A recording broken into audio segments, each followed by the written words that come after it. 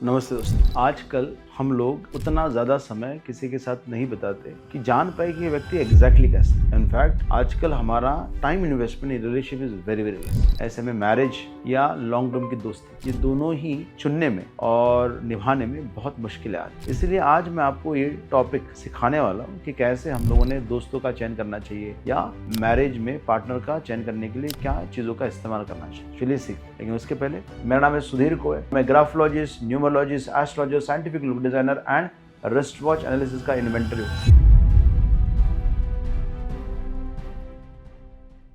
अगर हम लोग बात कर रहे हैं हमारे फ्रेंडशिप और रिलेशनशिप, तो हम हमेशा चाहते हैं कि हमारे विचारों से जो सहमत, जो हमारी ग्रोथ में कंट्रीब्यूट करे और जिसके साथ हमारी लाइफ जीने में मजा है, ऐसे लोगों के साथ ही फ्रेंडशिप या रिलेशनशिप रखना बहुत अच्छी बात होती है। ऐसे में हालांकि लोग सिर्फ मून नक्षत्र को कंपेयर करके ये पता करवाते हैं कि गुण मिलान में कितने गुण मैच करते, लेकिन ये संपूर्ण स्टोरी या संपूर्ण कहानी नहीं है। क्योंकि बहुत सारी चीजें, जैसे अगर हम लोगों ने लग्न से लग्न मैच किया तो हमको ये पता चलता है कि इंटेलेक्ट में हम और हमारी स्पाउस या हम और हमारे फ्रेंड्स कैसे। तो अगर हम लोग 3, 7, 11 ये भाव को देखते तो 3, 7, 11 के भाव ये नेचुरली हमारे डिजायर के भाव है। मतलब 3, 7, 11 में जो भी प्लैनेट्स आते हैं या जो भी राशियां आती है, उन राशियों से या उन प्लैनेट की राशियों से संबंधित पार्टनर ही हमारी लाइफ में जनरली आता है। लेकिन आप देखोगे तो तीसरे भाव में हमारी हमेशा अपने पार्टनर के साथ लड़ाई होगी, क्योंकि हमारा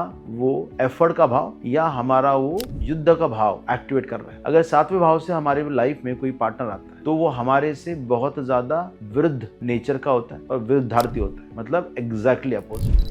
और वो हमेशा हमको चैलेंज करेगा और हमको इक्वल समझेगा। जो 11वां भाव है, 11 भाव से मिला हुआ पार्टनर हमारी सभी इच्छाओं की पूर्ति करता है, हमारे सभी थॉट प्रोसेस को वो प्रोसेस करता है और वो देता है जो हम चाहते हैं। लेकिन उसके लिए हमारा खुद का जो लग्न है वो तीसरा घर हो जाता है। यही कारण है कि हम जब बात करेंगे, हमारी बातों से उनके लाइफ में युद्ध चालू हो जाएगा। यही कारण है कि जब कभी आप लग्न से लग्न मैच करो तो इंटेलेक्ट से इंटेलेक्ट का जो है वो मैच हो। अगर हमने मून से मून मैच किया और मून का भी प्लेसमेंट हमारी मून से 6ठा, 8वां, 12वां है, तो वहां पे भी हमारे पार्टनर के साथ या हमारे दोस्तों के साथ हमेशा लड़ाई झगड़ा हो। और अगर हम लोगों ने बाकी भी प्लैनेट्स मैच किए, जैसे मार्स से मार्स मैच किया, तो हमको ये पता चला कि हमारा पैशन और उसके पैशन में कहाँ पे बदलाव है, कहाँ पे बदल है। देखिए, हमारी मैक्सिमम एनर्जी उन जगहों पे जाएगी जिन जगहों पे हमारे मार्स का एस्पेक्ट, मार्स का प्रेजेंस रहेगा। ऐसे में अगर हम लोगों ने ऐसे पार्टनर को चुना जिसका उसका पैशन और हमारा पैशन एक ही जगह, तो हम दोनों एक ही जगह में एफर्ट डालेंगे, एक ही जगह को साथ में करने की टेंडेंसी रखेंगे। जैसे किसी का एडवेंचर में बहुत ज्यादा पैशन और उसके पार्टनर का भी एडवेंचर में पैशन, हो सकता है ये दोनों मिलके कहीं पे माउंटेन क्लाइंबिंग के लिए चले जाए या कहीं बाइकिंग के लिए चले जाए, तो सेम पैशन होना बहुत ही ज्यादा फायदेमंद होता है। तो मेरा हमेशा ये मानना है कि जब हम लोग किसी से शादी करते हैं तो हमने हमेशा हमारे लग्न से जो त्रिकोण में आए या लग्न से जो केंद्र में आए, ऐसी राशियों से या ऐसे प्लैनेट्स के साथ ही शादी करनी चाहिए। क्योंकि जितने भी प्लैनेट्स आपके केंद्र में आते हैं वो आपकी मन की शांति के लिए आते हैं, मन को शांत करने के लिए या मन की सपोर्ट के लिए आते हैं। तो ऐसे में अगर त्रिकोण से या केंद्र से हमको हमारा स्पाउस मिल रहा है तो वो हमको हमेशा सपोर्ट करेगा, मदद करेगा, उनके साथ में रहने को हमको मजा आएगा। अगर मून से मून केंद्र या त्रिकोण में है तो वहां पे हम हमारे विचारों को बड़ी आसानी से पार्टनर को बोल पाएंगे और पार्टनर उन चीजों को समझ भी पाएगा। एक नेचुरल अंडरस्टैंडिंग, नेचुरल प्रेम भाव बना रहेगा। अगर जुपिटर से जुपिटर की बात करें तो जुपिटर आपकी इंटेलिजेंस या आपके विजडम दर्शाता है। तो जुपिटर से दूसरे व्यक्ति का जुपिटर कैसा है, उससे आपकी आइडियोलॉजीज, आपका धर्म, आपका नॉलेज या आपके पार्टनर के नॉलेज और धर्म के साथ कितना मैच होता है वो पता करें। इसलिए अगर आपका जुपिटर और उसका जुपिटर एक दूसरे से 6ठा, 8वां, 12वां है या ऐसे किसी घर में है जहां पे वो कुछ चैलेंज पैदा कर रहा है, तो ऐसे में आपको अपने पार्टनर से या अपने दोस्तों से भी काफी चैलेंजिंग पोजीशन आएंगी। अगर जुपिटर 7th हाउस में है तो आप हमेशा एक दूसरे के नॉलेज को अपोज करो, क्योंकि आपका जो नॉलेज है और उनका जो नॉलेज है वो एग्जैक्टली अपोजिट है। आपका आइडियोलॉजीज, आपका धर्म निभाने का तरीका, आपका स्पिरिचुअलिटी के कंसेप्ट और उनके कंसेप्ट एग्जैक्टली अपोजिट है। अगर आपके जुपिटर के साथ उनका जुपिटर है और नवम पंचम में जुपिटर है, तो नवम पंचम में भी क्योंकि आपका सपोर्ट में आया, आप एक दूसरे की बात को समझोगे, एक दूसरे को गाइड करोगे और कभी वो आपकी गाइडेंस लेगा या आप उनको गाइड करो। तो ऐसे में जुपिटर की प्लेसमेंट हमेशा ये बताएगी कि इन दोनों का जो धर्म को निभाने का तरीका है या स्पिरिचुअलिटी को निभाने का तरीका है वो कैसा रहेगा। सूर्य से सूर्य का मिलाप, अगर आपका सूर्य और दूसरे का सूर्य बहुत ही ज्यादा ऑर्गेनिकली मैच करता है, मतलब नवम पंचम में आ गया या आपके त्रिकोण में आया, तो आपका ईगो और आपका मान सम्मान आपका पार्टनर हमेशा रखे। आपको प्यार मोहब्बत केयर मिले ना मिले, सम्मान जरूर मिलेगा। अगर हम विनस की बात करते हैं, आपके पार्टनर का विनस आपके विनस के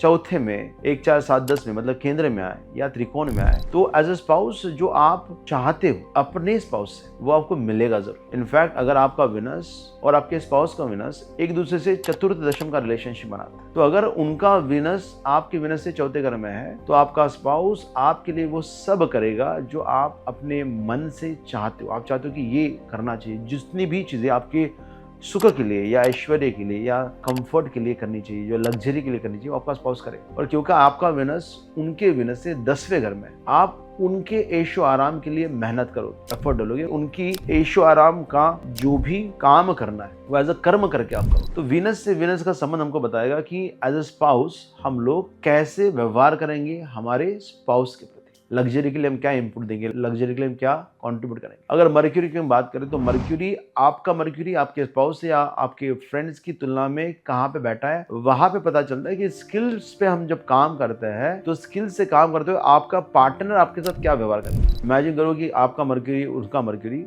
एक दूसरे से 3-11 का संबंध बनाता है, क्योंकि आपके मर्क्यूरी से उनका मर्क्यूरी तीसरे घर में, तो जब जब वो व्यक्ति स्किल पे काम करना चालू करेगा आपका उनका झगड़ा होना अनिवार्य है। जब जब वो आपसे कम्युनिकेट करेगा तो आपको लगेगा कि फाइट कर रहा है या फाइट करना चाहता है। अगर आप देखो कि आपका मर्क्यूरी अगर आपके पार्टनर के मर्क्यूरी से 11th है, तो आपका पार्टनर आपकी स्किल्स को इम्प्रूव करने के लिए या आपकी पढ़ाई लिखाई को बेहतर करने के लिए या आपकी कम्युनिकेशन को अच्छा करने के लिए या आपके शॉर्ट डिस्टेंस ट्रैवल को अच्छा करने के लिए हमेशा कंट्रीब्यूट करेगा। Your wish is my command, ये माइंडसेट होगा अगर आपका मर्क्यूरी आपके पार्टनर के मर्क्यूरी से 11th में बैठा। तो ऐसे में बाकी भी जो प्लैनेट्स हैं वो कहाँ पे बैठे उस हिसाब से आपका रिलेशनशिप या आपका फ्रेंडशिप आपके पार्टनर से या आपके फ्रेंड्स के साथ डिसाइड होता है। तो यदि आप कोई भी पार्टनर बनाना चाहते हो या कोई रिलेशनशिप बनाना चाहते हो या कोई फ्रेंडशिप बनाना चाहते हो तो आपने हमेशा अपना चार्ट और सामने वाले का चार्ट कंपेयर करना चाहिए। और इस कंपैरिजन करने के 2 तरीके, एक तो आप हर एक चार्ट में हाउस वाइज भी